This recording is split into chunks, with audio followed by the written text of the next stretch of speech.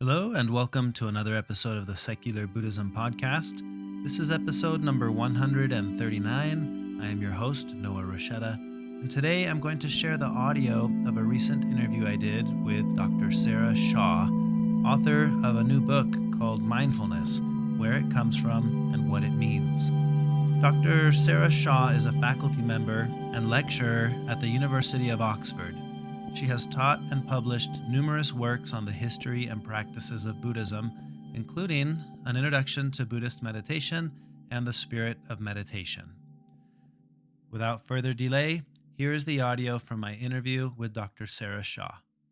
What inspired you to write this book? It's something that's always interested me. I've always noticed that mindfulness gets described in different ways in different historical periods.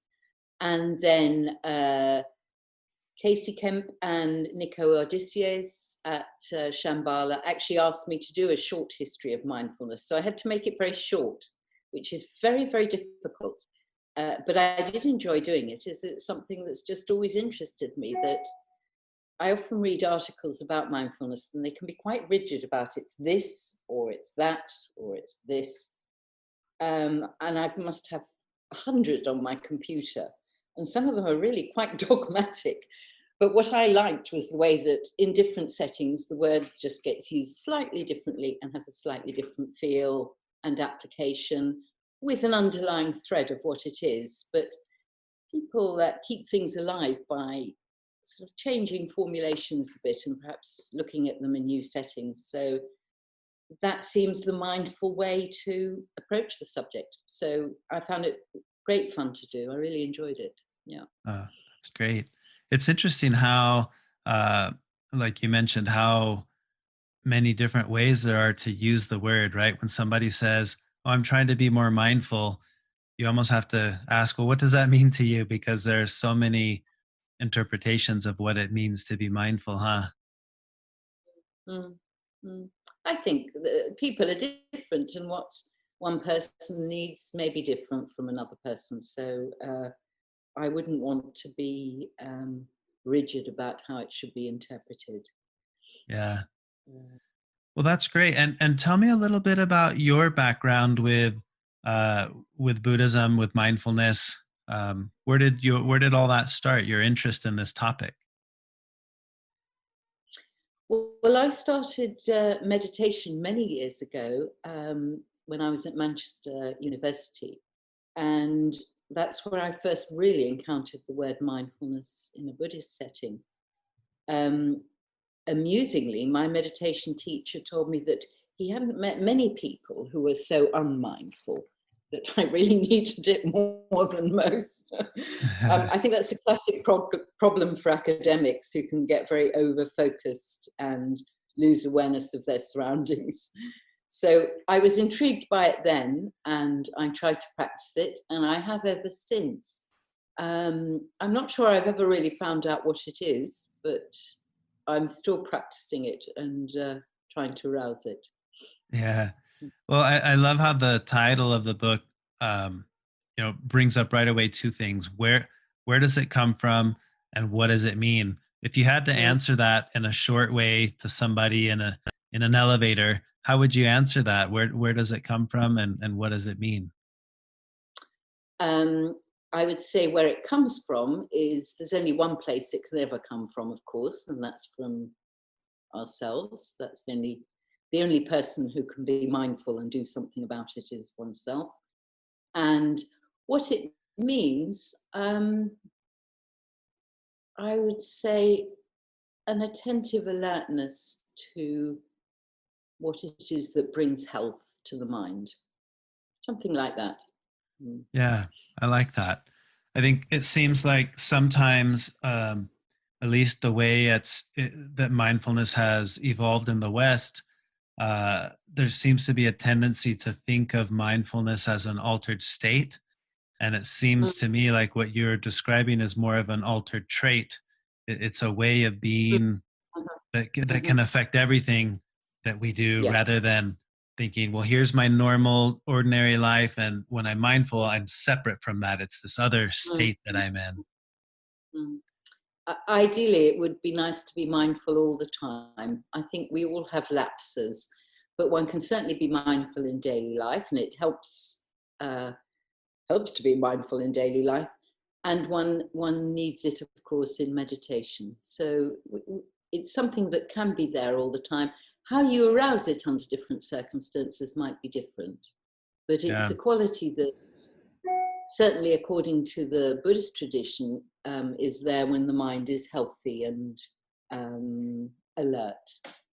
Yeah. There's a Buddhist tradition called the Abhidhamma, and it says that when mindfulness is present, lots of other factors come into play too, like confidence, alertness, good humor, balance. A lot of these other qualities come in as well. Yeah. That's Friendliness. great.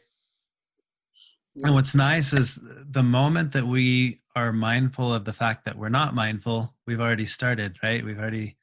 Absolutely, it's a good point to be. Yeah, Yeah. yeah. So what would you say is the biggest maybe misconception that you've encountered about mindfulness? I don't really think very much in those terms, actually. Oddly enough, because I am an academic, and that's what we're trained to do. A misconception. I would say that the notion that it's somehow something that is very different from our daily experience, and I think that's probably one. And also something that is owned by anybody, that that's a particular, like, you can't just say that psychology knows what mindfulness is in a way that the practice-based traditions perhaps don't, or that everybody will have found some way of arousing alertness that's and the attentiveness of mindfulness under different circumstances. So possibly I'd say the biggest misconception would be thinking that it was something you couldn't do Okay. in everyday life. Yeah. Yeah, I like that. And I would agree that that seems to be a very common misconception. People will tell me from time to time, these topics are interesting, but mindfulness isn't for me. I'm not capable of it, or something like that. Yeah. And I always Yeah. say, well, it would take Yeah. mindfulness to even make that assessment. Exactly. No, and what people in my tradition say to meditators when they come, and they often say, "Oh, I don't think I'm the sort of person who can meditate. I'm too anxious or worried." And we always say, "Well, that's just the human mind. It's not that you're not different from anybody else." And I think as soon as people realise that, they realise they can do something about it. So that to me is the most important thing. Sure.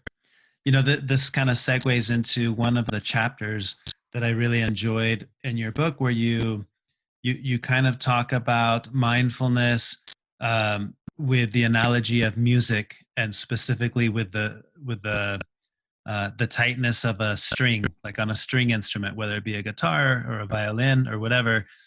Um, when the string is too tight, it doesn't sound the way it could, the best sound that you can get out of it. But when it's too loose, you have the same problem.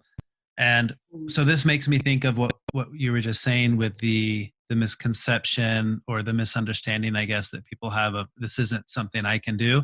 It's like all of us are the instrument all the time. You can't help it. That's just I'm the instrument. So it's the string's either too loose or it's too tight, and mindfulness is kind of I guess we could say, the technique to help us realize that, oh, maybe I'm trying too hard, or maybe I'm not trying hard enough. And somewhere in the middle way is where things get a little bit easier, because just like the instrument, it just sounds better when it's the right amount of tension. Um, would you care to elaborate a little bit more on that as an analogy for mindfulness and for the way we practice it? It, it's a very ancient image, and the story is, it's quite an interesting one. A young man decided to practice meditation, and he worked so hard doing all these meditations. His sandals got worn out and his feet all bloody because he was doing all these walking practices, trying to keep awake and practice.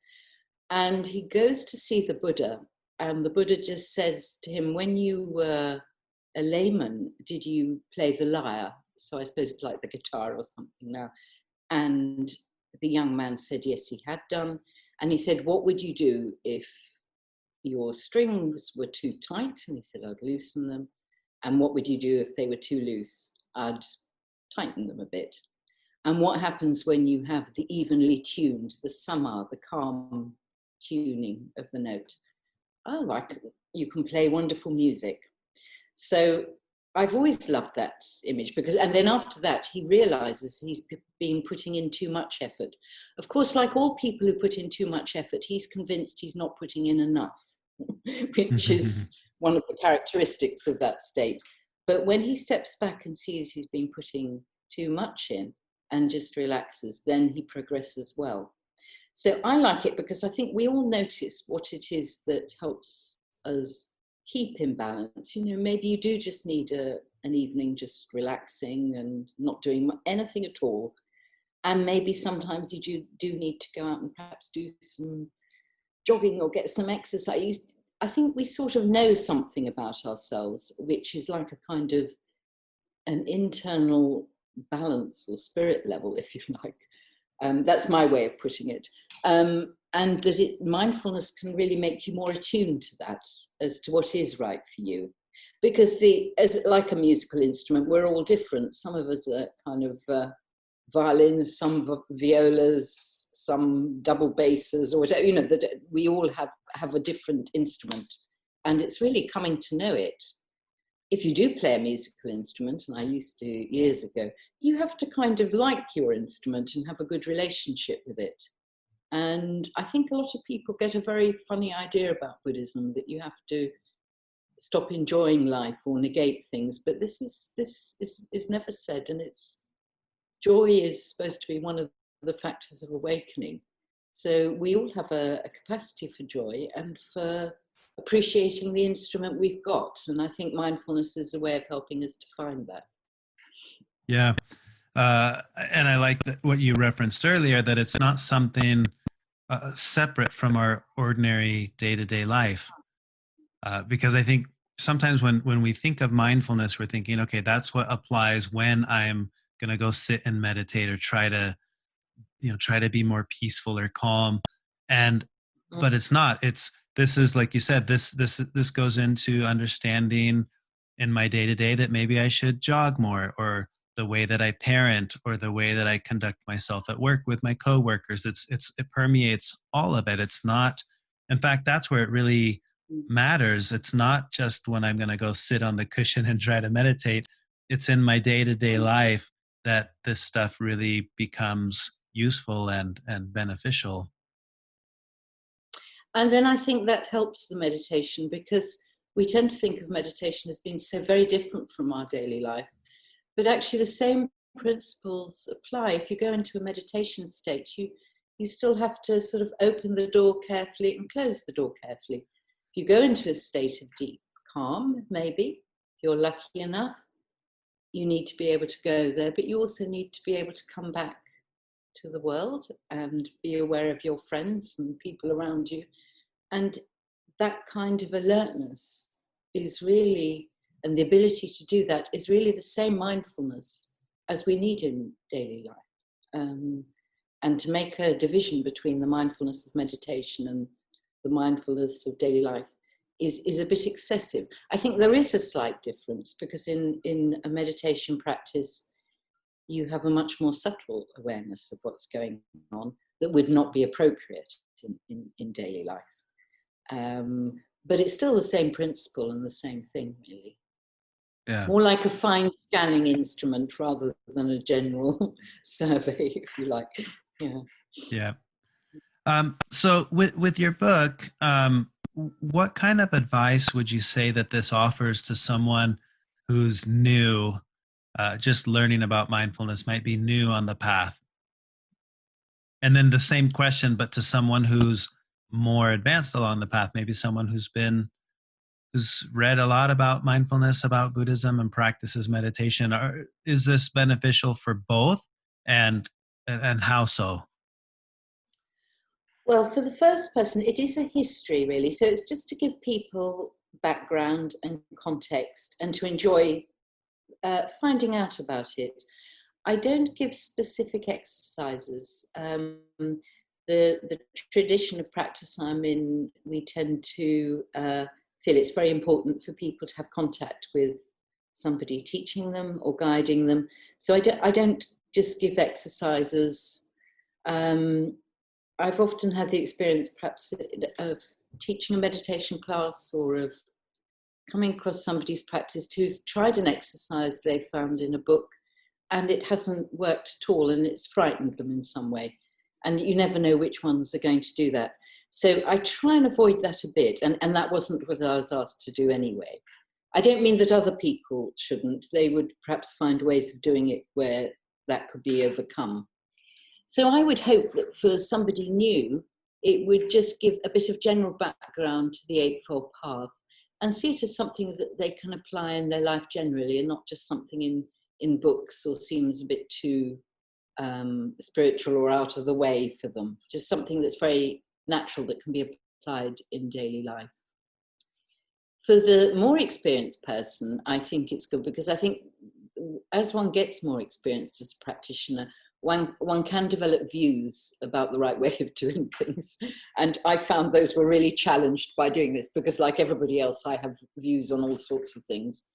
And working on this book, I realized that a lot of things were quite different from the way I thought they were, and that mindfulness has genuinely been interpreted very differently in historical periods and used differently. So I would say that that's just interesting and helpful to stop us being rigid in our minds. Okay. Yeah, that's great. I felt as I was reading it that similar to what you're saying, it gives so much context and background to the history and allows you that flexibility to say, to read it and say, okay, oh, this is where this concept may have emerged, or um, but like you said, it doesn't steer you and say, no, this is the way to be mindful, or this is the technique. It kind of leaves that, I think, in a very important way. It leaves you open minded with, how am I going to make this work for me in my day-to-day experience? Mm. So that's kind of where I wanted to go next with mindfulness in everyday life. Something that I try to focus on in my podcast is extracting Buddhist concepts or teachings or anything that's beneficial, but bringing it to, how does this work in my everyday life? Because like you, like me, we're all just going about living our normal lives, right? This morning I had to get the kids off to school for their first day of school, and we missed the school bus on day one. And you're dealing with whatever it is that you're dealing with in day-to-day life. How do these ideas, specifically mindfulness, apply or tie into just everyday life? Mm. Well, from early times, it's clear that the problems people had then are much the same as the ones we have now. I was just looking at a text where a man says he's living in a house full of children and he doesn't know what to do. How can he practice the Buddhist path? I thought, well, some things never change, really. I'm not sure, what was the sort of precise question there? Yeah. So specifically with this book, how would you say it ties into giving me, the reader, a greater understanding of how mindfulness is something that applies to my ordinary day-to-day life, and it's not just something that I'm going to read that takes me off into this, esoteric world that I live in my mind when I'm trying to be mindful. Mm. Well, I hope I include the esoteric. I think some things are, I want to mention them as well, because I think there are areas of mindfulness which are for advanced practitioners. I'd say they're the same principles, though, as the ones we need in daily life. I think how it would I hope help somebody is that they just see that if you have an alertness in the mind and health of mind, anything you do can be changed by that and can become meaningful to you and to have meaning. The one I really enjoyed, I do feel I couldn't spend enough time on many forms of Buddhism that I would have liked to have done, because I was told to keep it to 40,000 words, which is very, very short. What I really enjoyed finding out about, though, was the housework, for instance, that particularly in the Eastern traditions, they really know how to make housework itself a mindfulness exercise. And I really enjoyed thinking about the theory of that. If you can be mindful in the moment, according to some of the Eastern philosophies, you're actually enacting Buddhist principles in the world, and that will affect everything else. And so if you can just sweep your floor very beautifully, the whole world will feel that. This is the Huaiyan, the Chinese philosophy of interpenetration, that everything in the world is connected to everything else. So if you can do one job really attentively and beautifully, the washing up, the sweeping, then the world is changed by that. Now, clearly one's own world is changed by that if one does do a job beautifully. But I think that was something I found really inspiring myself, actually, that anything you do can, if it's done with attentiveness and real care, can change at least your own world anyway. Whether it Yeah. changes the rest of the world, I don't know, but it's a wonderful idea, very inspiring. So Yeah. I hope people get tastes of something like that, that it means that everything we do can have care and have meaning. And that's really what I found through reading and discussing with practitioners too. I did a lot of discussion with practitioners from different traditions and what meant a lot to them. And that's really, I think, what I found from that care in daily life is and everything you do can really change things, small things in life. Yeah, Yeah. it's the small things in life. I really like that approach. And I kind of like what you're alluding to with this. I feel like I've experienced, you know, looking for something big and meaningful out there and finding that it was Mm. while doing the dishes that things kind of come together and you're like, oh, this is it. Like, this is just as meaningful, me standing here and doing the dishes, as me hiking some mountain to go meditate under a tree. Like taking those two worlds and combining. It's just this what I do in my day-to-day life. This is what I do. I really like that. And I think mindfulness becomes such a powerful tool in those ordinary things, in the way that I do the dishes, in the way that I'm handling getting in the car because we're running late and we missed the school bus, or whatever the mundane thing is. It's not ordinary and it's not mundane, because it's a unique uh, moment in time that is not being repeated. That's been a fun realization for me in my own personal practice, is that the ordinary day to day is it. That's the extraordinary. And particularly important if you have young children, Yeah. because no second time with children. Yep. That's, you're doing it now. So if you can, what more can you teach them than to just be happy doing ordinary things, to find happiness and alertness just in everyday life? And if you can show them that or teach them that, you've shown them the most important thing for them, really. Yeah. There are no second chances. So it's nice you were able to do that with them. Yeah. Well, great. I'd like to know how would you say, how has mindfulness um, benefited you in your day-to-day life? And maybe not mindfulness in general, but just the process of writing this book. What was the experience like for you, learning a little bit more about mindfulness? Well, as I indicated earlier, mindfulness isn't my natural métier, I think, or rather, it's something I found very difficult.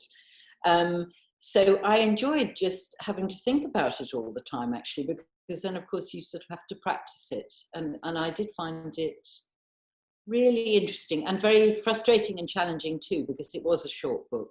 So there are lots of things I have to say, and I think, oh, I really ought to explain that in a few more sentences, or somebody's going to pick up on that and say, oh, it's wrong because you should be saying such and such.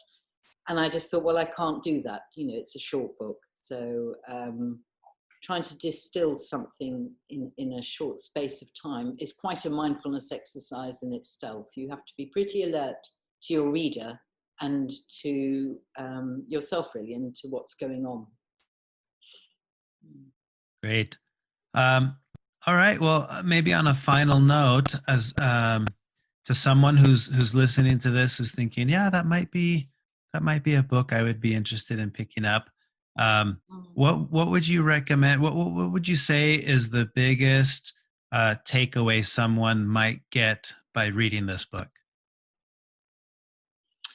What I hope it would show is that mindfulness is something we can all do, and it's like a kind of birthright. We you know, it's something we can all try and do, and that also it will tend to make us happier in a way that will be, if you like, ethical. That mindfulness tends to make you more alert to other people, and there isn't a conflict between doing things for yourself and other people. And I think we sometimes think there is, you know, that I need to do things for me and for other people. That mindfulness gives the balance of inside, outside, and both inside out and outside.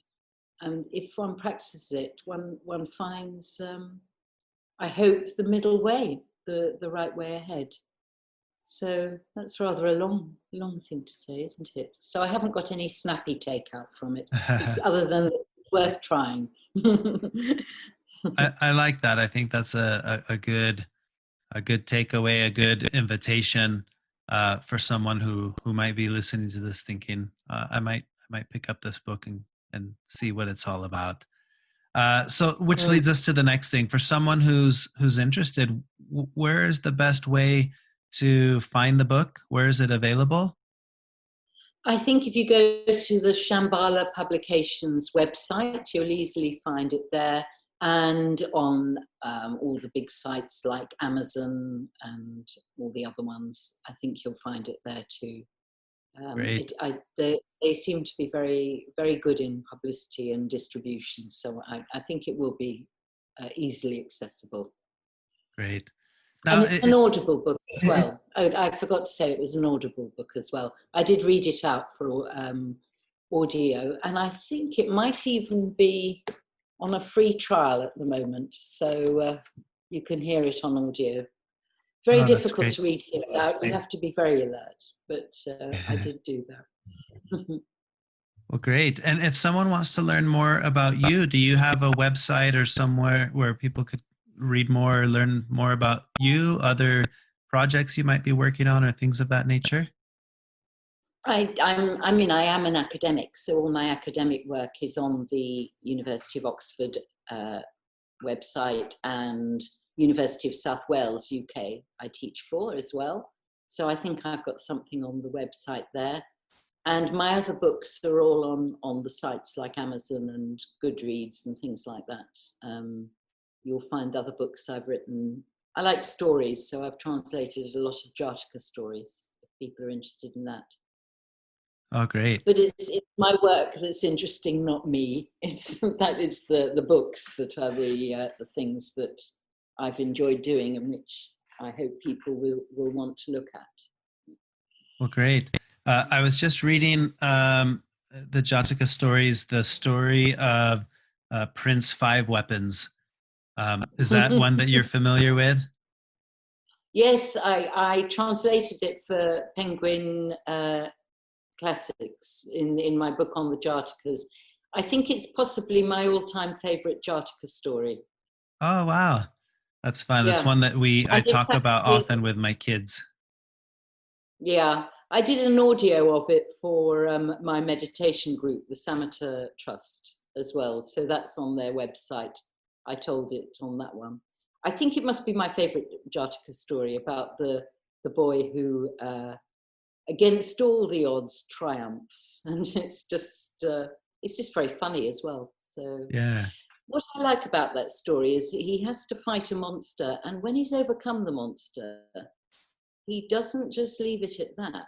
He makes sure that monster behaves well afterwards. It's a monster eating things in the forest, eating up anybody who comes into the forest. So the prince overcomes him and he is set free, but at the end he doesn't leave it at that. He says, now you start being friendly to other beings. And the monster does, and people come and see him. So I think that's a wonderful story. Yeah. That's great. I'm going to have to check out your That's a other little bit of books. a sideline. Well, it's funny because this podcast episode will be immediately following the previous one that was about the story of the sticky hair monster. So this sideline in this podcast is actually kind of a follow-up thought on the previous Good. one. So that works pretty well. Oh, good. I thought it was a bit of a sidetrack, but it is my favorite story, I think. Yeah. That's great. Well, I want to thank you again for taking the time to join me on this call, and I'm excited to share this podcast episode and to introduce my podcast listeners to some of your work, specifically this book, Mindfulness, Where Does It Come From and What Does It Mean, which is available now. And if anyone has any follow-up questions or wants to know more, I'll have the podcast episode. It's usually set up where people can comment on it. And if some really interesting question or something came to mind, I could reach out to you by email. All right. Well, That's fine. I should have to keep an eye on that then. Yeah. Thank you great. very much for inviting me as well. It's been very nice to chat with you.